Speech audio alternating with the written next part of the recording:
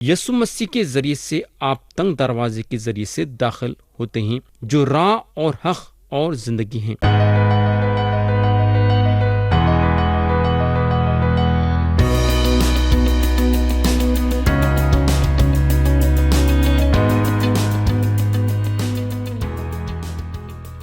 یسوع مسیح کے نام سے السلام علیکم پیارے بھائی اور بہن، آپ لوگوں کو یاد ہوگا کہ گئے سو وقت ہم زبور کی کتاب باب 1 اور اس کی آیت 1 سے 3 تک غور کرے تھے، اور ہم مبارک آدمی کے زندگی کے 2 حصوں پہ غور کرے تھے۔ پہلا حصہ تھا مبارک آدمی کے عادتیں، دوسرا حصہ تھا مبارک آدمی کی طاقت۔ آج ہم مبارک آدمی کے آخری حصے پہ آئیں گے، اور وہ ہے مبارک آدمی کی جگہ، کہ مبارک آدمی ہمیشہ کہاں رہے گا۔ ہم پڑھیں گے زبور کی کتاب باب 1 اور اس کی آیت 4 اور 5۔ شریر ایسے نہیں بلکہ وہ بھوسے کی مانند ہیں جسے ہوا اڑا لے جاتی ہے، اس لیے شریر عدالت میں قائم نہ رہیں گے، نہ خطا کار صادقوں کی جماعت میں۔ تو پیارے بھائی اور بہن، 2 آدمی، 2 راستے اور 2 جگہیں۔ ایک راستہ موت کے طرف لے جاتا ہے اور دوسرا راستہ زندگی کی طرف لے کے جاتا ہے۔ خدا بولتا ہے کیا صحیح ہے اور کیا غلط ہے۔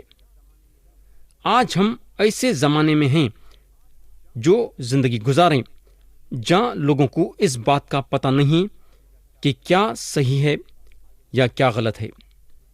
آیت 6 پڑھیں گے، جو کہ یہ باب کی آخری آیت ہے۔ کیونکہ خداوند صادقوں کی راہ جانتا ہے، پر شریروں کی راہ نابود ہو جائے گی۔ جب خدا کا کلام یہاں یہ بتاتا ہے کہ شریروں کی راہ نابود ہو جائیں گی، تو اس کا مطلب کیا ہے؟ اس کا مطلب یہ ہے کہ شریر ہمیشہ کے لیے موت کے گھاٹ اتر جائیں گے، یعنی کہ ان پہ روحانی موت لاگو ہو جائیں گی۔ تو پیارے بھائی اور بہن، یسوع مسیح کے ذریعے سے آپ تنگ دروازے کے ذریعے سے داخل ہوتے ہیں، جو راہ اور حق اور زندگی ہیں، اور جیسا آپ آگے بڑھتے ہیں تو راستہ چوڑا ہوتے چلے جاتا ہے، اور یہ راستہ زندگی کی طرف بڑھاتا ہے۔ تو پیارے بھائی اور بہن، آپ دیکھ سکتے ہیں کہ مبارک آدمی کے بارے میں زبور کی کتاب اور اس کے پہلے باب میں کتنی اچھی تصویر دی گئی ہے۔ تو یہاں ختم ہوا باب 1، اور اب ہم اٹھائیں گے باب 2، اور باب 2 کا مضمون ہے زمانوں کا ڈرامہ، آدمی کا خدا کے خلاف کھڑے ہونا۔ اب ہم یہ باب شروع کریں گے اور پڑھیں گے اس کی آیت 1۔ قومیں کس لیے طیش میں ہیں اور لوگ کیوں باطل خیال باندھتے ہیں؟ تو پیارے بھائی اور بہن، یہاں جو لفظ باطل کا لیا گیا ہے، اس کا مطلب ہے خالی، اور یہ خیال جو خالی ہے لوگوں کو ایک جگہ پہ لایا ہے۔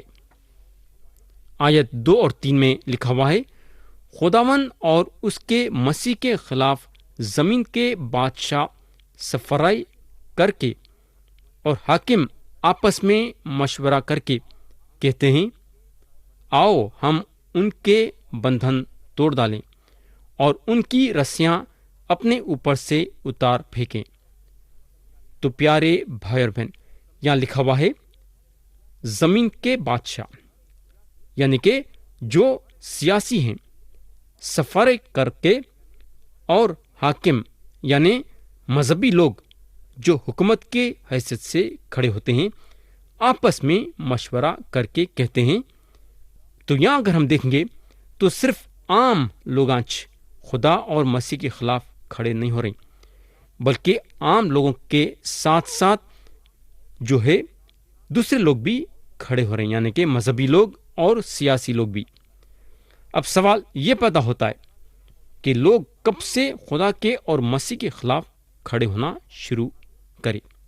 یہ بات کو جاننا ضروری ہے، یہ بات کو ہم جاننا بالکل ضروری ہے۔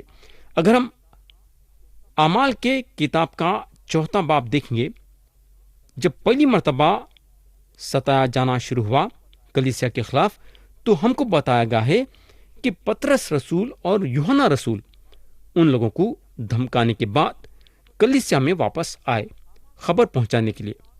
اعمال کی کتاب باب 4 اور اس کی آیت 24 بتاتی ہے کہ جب انہوں نے یہ سنا تو ایک دل ہو کر بلند آواز سے خدا سے کہا کہ اے مالک، تو وہ ہے جس نے آسمان اور زمین اور سمندر اور جو کچھ ان میں ہے پیدا کیا۔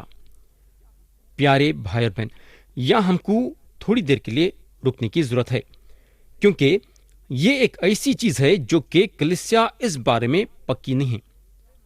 یہاں لکھا ہوا ہے، اے مالک، تو وہ ہے جس نے آسمان اور زمین اور سمندر اور جو کچھ ان میں ہے پیدا کیا۔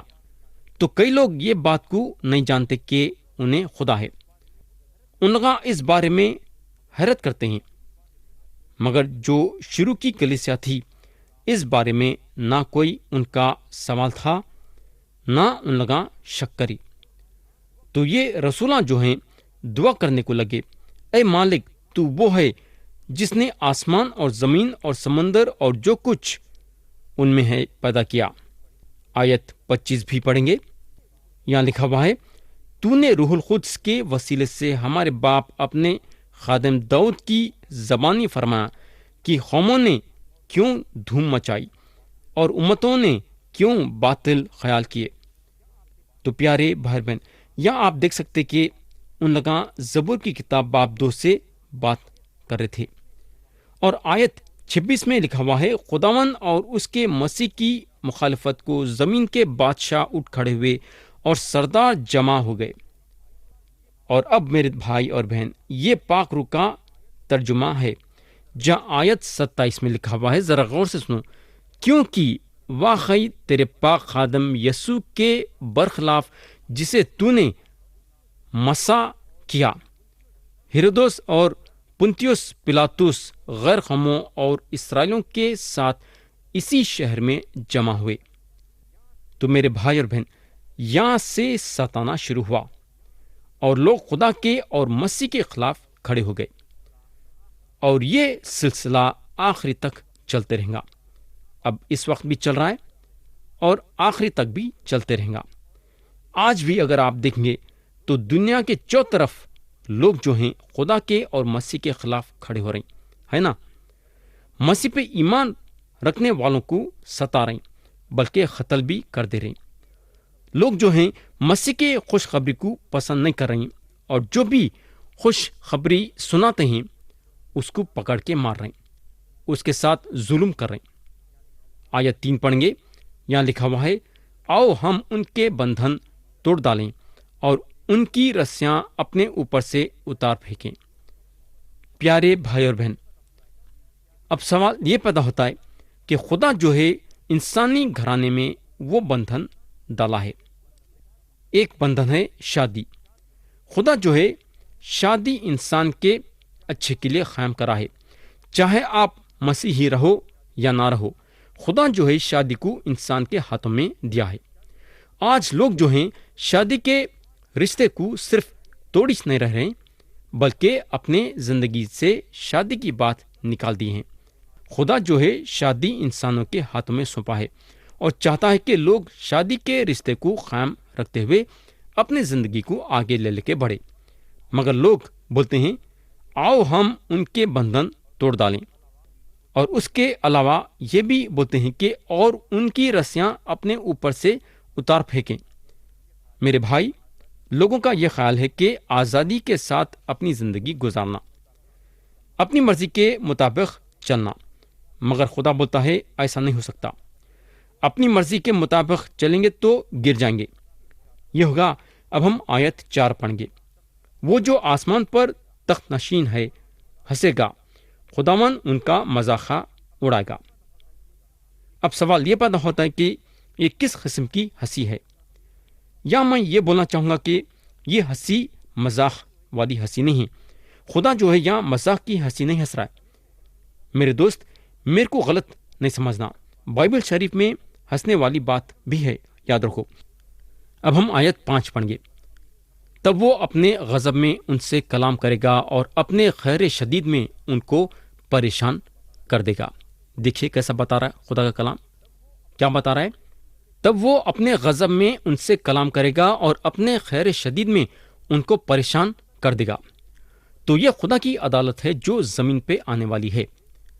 تو آدمی کا جو ہے خدا کے خلاف ہونا، خدا کے ارادوں پہ اس کا کیا اثر پڑ سکتا ہے؟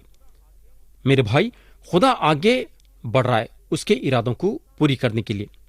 انسان یہ زمین پہ رہ کے جو بھی کرنا چاہتا ہے یا جو بھی کرے گا، اس سے خدا کو کچھ فرق نہیں پڑتا۔ یعنی کہ خدا جو ہے جانتا ہے کہ آدمی اپنے دل و دماغ میں کیا سوچتا ہے اور انہیں کیا ارادہ کرا ہے۔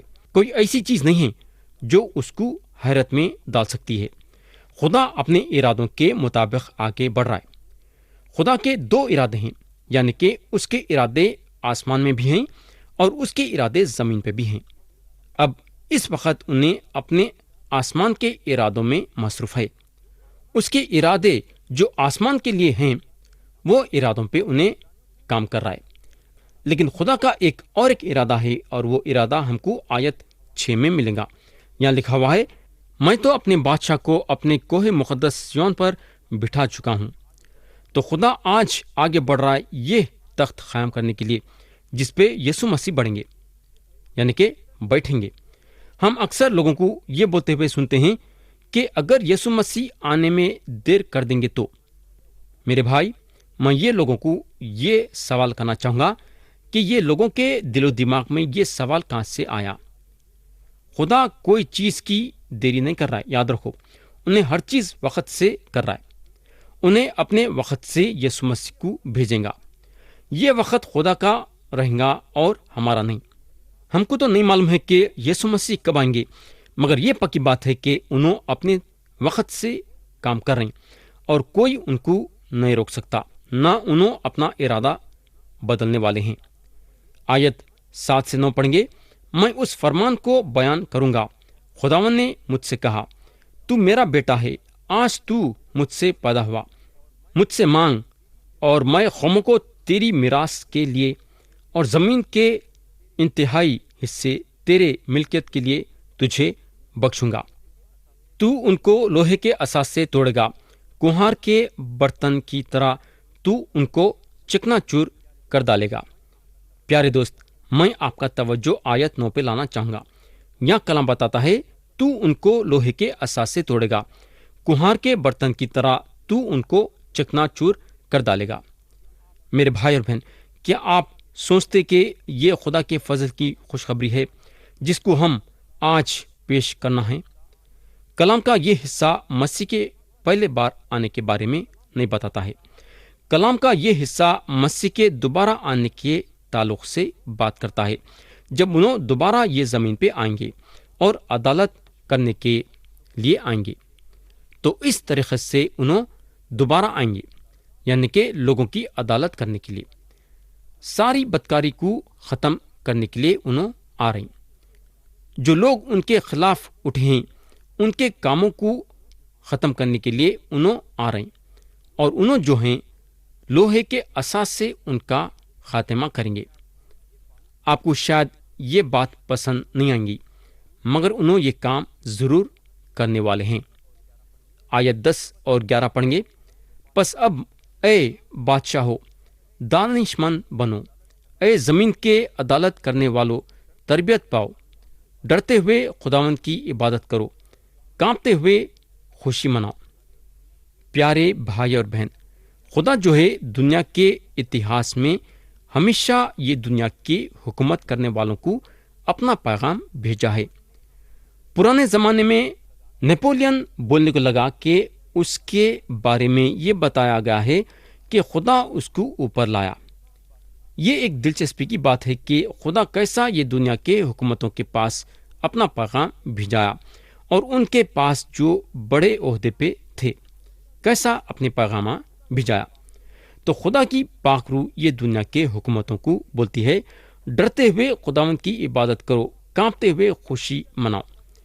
اس کے علاوہ خدا کی پاک روح یہ بھی بولتی ہے، جہاں آیت 12 میں لکھا ہوا ہے، بیٹے کو چومو، ایسا نہ ہو کہ وہ خیر میں آئے اور تم راستے میں ہلاک ہو جاؤ، کیونکہ اس کا غضب جلد بھڑکنے کو ہے۔ مبارک ہیں وہ سب جن کا توکل اس پر ہے۔ تو میرے دوست، بیٹے کو چومو۔ میرے بھائی اور بہن، کیا آپ کو معلوم ہے کیا کہ کون خداوند یسوع مسیح کو چوما؟ کیا آپ کبھی یہ بات پہ غور کریں ہیں کیا کہ یہودا اسکریوتی مسیح کو چومنے کے بعد مسیح جو ہیں یہودا کو کیا بولے؟ اگر ہم وہ دن کے بارے میں یاد کریں گے جب یہودا اسکریوتی بھیڑ کو مسیح کے پاس لانے سے پہلے بزرگوں کو کیا بولے؟